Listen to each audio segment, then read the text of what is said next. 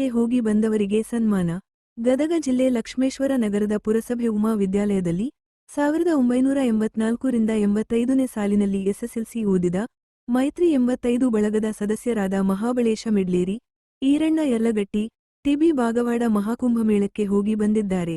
ಮತ್ತು ಬಳಗದ ಸದಸ್ಯ ವೀರಯ್ಯ ಸಾಲಿಮಠರು ಹೆಸ್ಕಾಂ ಗುತ್ತಿಗೆದಾರರ ಸಂಘದ ಜಿಲ್ಲಾ ಉಪಾಧ್ಯಕ್ಷರಾಗಿ ಆಯ್ಕೆ ಆಗಿರುವ ಹಿನ್ನೆಲೆಯಲ್ಲಿ ಅವರನ್ನು ಬಳಗದ ವತಿಯಿಂದ ಸನ್ಮಾನಿಸಲಾಯಿತು. ಬಳಗದ HN Kerur, DH Patil, Nagaraj Hanagi, BS Hebbal ಮಾತನಾಡಿದರು. ಈ ಸಂದರ್ಭದಲ್ಲಿ ಬಳಗದ 27 ಜನವರಿ ಸದಸ್ಯರು ಇದ್ದರು.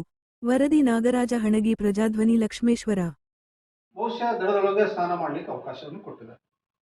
ನಾವು ನಷ್ಟ ನೋಡಿದಾಗ ನಾವು ಕುಂಭಮೇಳ ಇಲ್ಲಂತ ಸಂದರ್ಭ ಹೋದಾಗ ಅಲ್ಲಿ ನಿಮ್ಗೆಲ್ಲ ಭಾಳಷ್ಟು ಜನ ಹೋಗೋದು ಗೊತ್ತಿರ್ಬೋದು. ಚಿಕ್ಕದೊಂದು ದೋಣಿ ಒಳಗೆ ಹೋಗ್ಬೇಕು ನಾವು. ಇಲ್ಲಿ ಆ ಸಂಗಮ ಸ್ಥಳ ಇದೆ, ಸಂಗಮ ಸ್ಥಳ. ಅಲ್ಲಿ ಹೋದ ತಕ್ಷಣ ಗೊತ್ತಾಗ್ತದೆ ಇದು ಯಮುನಾ ನದಿ, ಇದು ಗಂಗಾ ನದಿ ಅಂತೇಳಿ. ಆ ಸ್ಥಳ ಒಳಗೆ ಅಲ್ಲಿ ಪುಣ್ಯ ಸ್ನಾನ ಮಾಡಿಸ್ತಾರೆ. ಇನ್ನು ಸಮಯದಾಗ ಅವ್ರು ಬಂದ್ಬಿಟ್ಲೆ ಅವ್ರ ಕಾಲು ಸಹ ತೊಳಿತಿದ್ದಿಲ್ಲ. ಧೂಳುಗಳಿಗೆ ಕಟ್ಟಿ ಮೇಲೆ ತೊರಿನ ಕುತ್ಕೋಬೇಕು. ನಾವೆಲ್ಲ ಬಂದಂತ ಆಶೀರ್ವಾದ ತಗೋಬೇಕು. ಅಂದ್ರೆ ಆ ಧೂಳು ತಳ ಇರ್ಬೇಕು. ಅದು ಒಂದು ಪದ್ಧತಿ ಇತ್ತು. ಈಗ ನಾವು ಬರ್ತಾ ಬರ್ತಾ ಅಂತ ಪದ್ಧತಿಗಳನ್ನು ಮಾಡ್ತಿದ್ವಿ.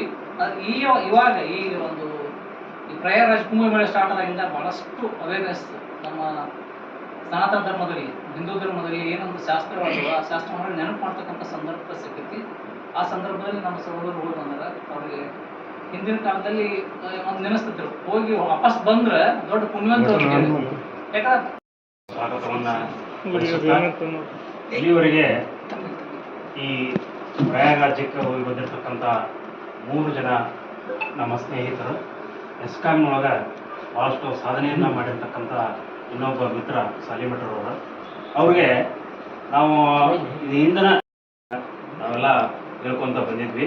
ಅದೇ ರೀತಿಯಾಗಿ ಇವತ್ತಿನ ಒಂದು ವಿಶೇಷವಾಗಿರ್ತಕ್ಕಂಥ ಈ ಕಾರ್ಯಕ್ರಮಕ್ಕೆ ಬಂದಿರತಕ್ಕಂಥ ತಮ್ಮೆಲ್ಲರಿಗೂ ಸಹಿತ ಮತ್ತೊಮ್ಮೆ ಈಗ ಸದ್ಯ ಇದಕ್ಕೆ ಹೋಗಿ ಬಂದಿದ್ದು, ಕಾಶಿಗೆ ಹೋಗಿ ಬಂದಿದ್ದು.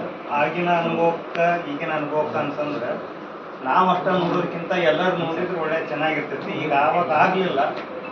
ಈಗ ಮುಂದೆ ಒಂದು ಸರ್ತಿ ನಮ್ಮ ಬಳಗದ ವತಿಯಿಂದ ಅಕಸ್ಮಾತ್ ಎಷ್ಟು ಜನ ತಯಾರಾಗ್ತಾರೋ ಅಥವಾ ಏನೋ ಎಲೆಕ್ಷನ್ದಾಗ ನಾವು ಆರಿಸ್ಬೋದು. ಜಿಲ್ಲಾ ರಾಜಮಟ್ಟಕ್ಕೆ ಹೋಗ್ಬೋದು ಅನ್ನೋದಕ್ಕೆ